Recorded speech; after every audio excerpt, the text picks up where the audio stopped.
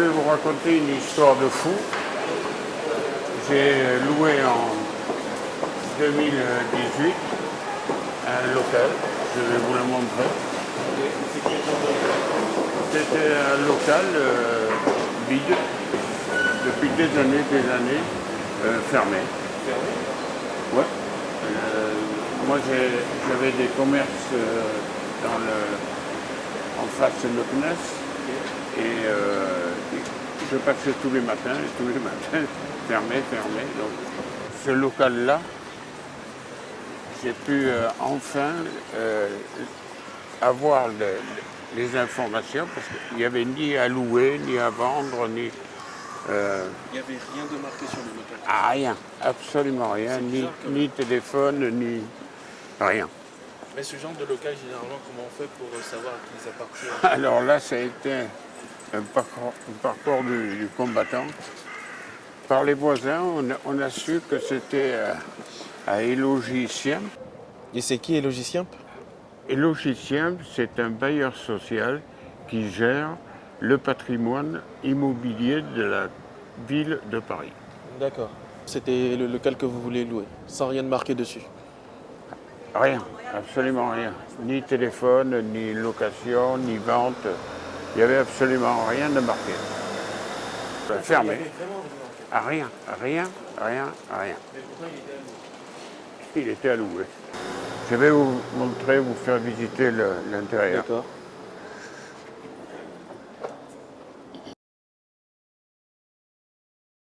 Je m'appelle René Bessour. Je suis commerçant dans le quartier depuis plus de 30 ans. Pourquoi est-ce que vous avez voulu contacter la presse? J'ai voulu contacter la presse pour démontrer la façon de faire des logiciens qui ne respectent absolument pas les conditions et ses locataires.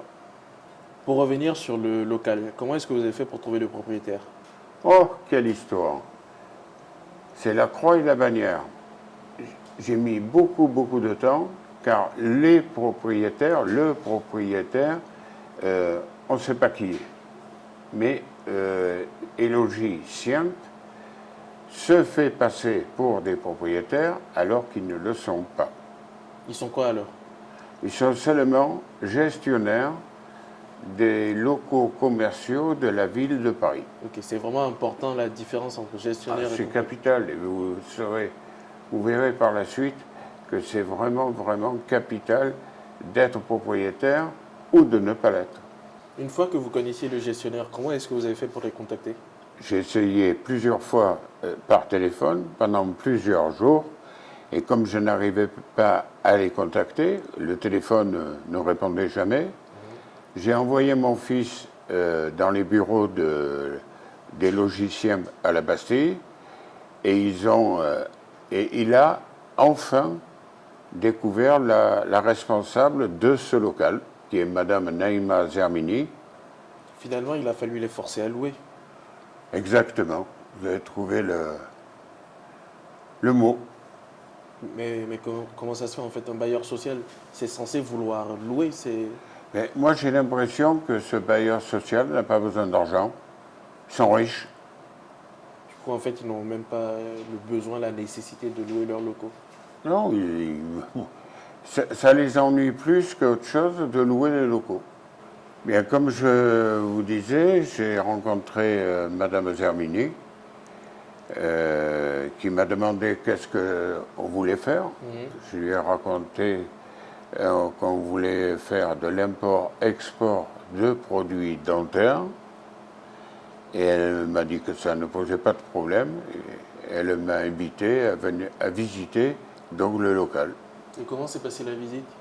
Oh là là, quelle histoire! Je rentre dans un local complètement insalubre. Vous avez des images, des photos pour... Je peux vous montrer le premier jour de la... Voilà, ça va vous donner une idée. Là. Ça correspond à l'entrée qu'on a là. Ah oui quand même. C'est une catastrophe. Les murs tombés, aucun... les plafonds, tout. C'était dans C'est un état massacre. vraiment insalubre. Insalubre. Complètement insalubre. En fait, le local, il était lâché à l'abandon. Complètement à l'abandon. Alors là c'est la catastrophe totale. Même la devanture. Là, il rentre carrément À quoi exactement? à la vitrine. Et c'était complètement ouvert. Où il y avait les rats, les souris qui passaient. C'était ouvert. Complètement ouvert. Les souris, les rats, tout le monde passait. Ça n'existait pas. Cette partie-là n'existait pas. Il y avait un trou. J'ai fait venir un architecte qui est venu constater qu'il y avait des travaux très, très, très importants. Et Madame Zermini, elle m'a dit, c'est à prendre ou à laisser. Nous ferons aucun travaux. J'ai demandé 3 ans de loyer de franchise et je n'ai pu obtenir à peine 2 ans, un peu moins de 2 ans. Et l'ensemble des travaux ont été à votre charge. Et l'ensemble des travaux à ma charge, évidemment. Nous avons signé le bail en 2018, au mois de juillet 2018.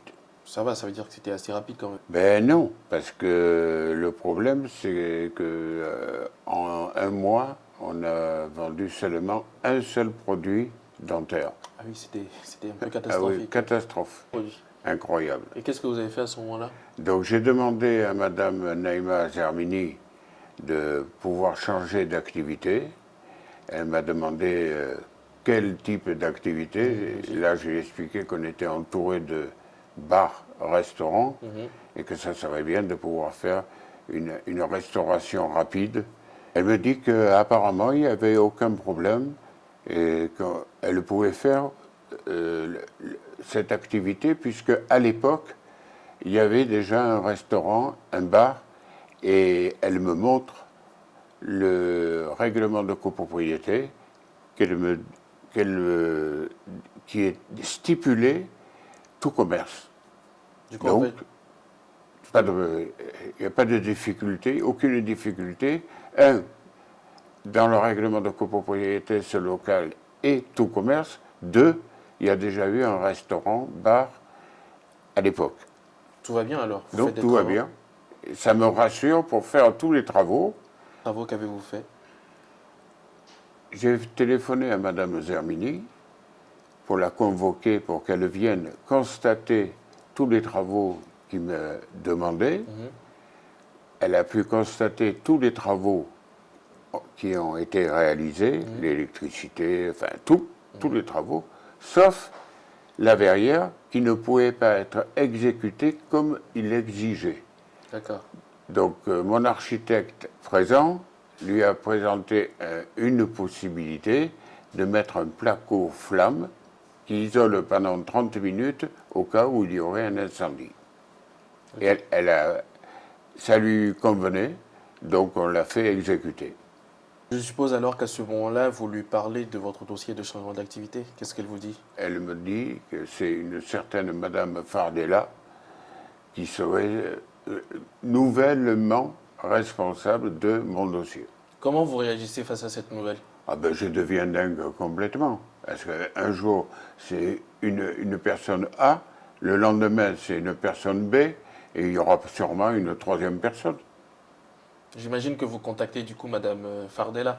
Je contacte Madame Fardella qui vient rapidement en éclair visiter les locaux et qui me dit c'est pas moi la responsable technique, c'est Madame Mendy. Donc nous convoquons Madame Mendy qui nous donne à 2 reprises rendez-vous mais qui n'est jamais venue. Lorsque Madame Mendy ne se présente pas aux différents rendez-vous, qu'est-ce que vous faites? Ah ben là, je prends le téléphone pour appeler Madame Zermini, pour lui expliquer bien sûr la situation. Et là, elle me dit, mais de toute façon, Madame Fardella, elle ne sert à rien, elle est bonne à rien. Elle me dit, mais le vrai responsable, c'est notre chef, Monsieur Francis Georges. J'ai dit, mais pourquoi vous ne me l'avez pas dit dès le départ? J'aurais appelé ce fameux Francis Georges. Oui, mais c'est mon chef. Donc j'appelle Monsieur Francis Georges pour un rendez-vous, pour lui expliquer la situation, que une personne, 2 personnes, 3 personnes, 4 personnes, pourquoi? Donc c'est vous le responsable, qu'est-ce qu'on fait?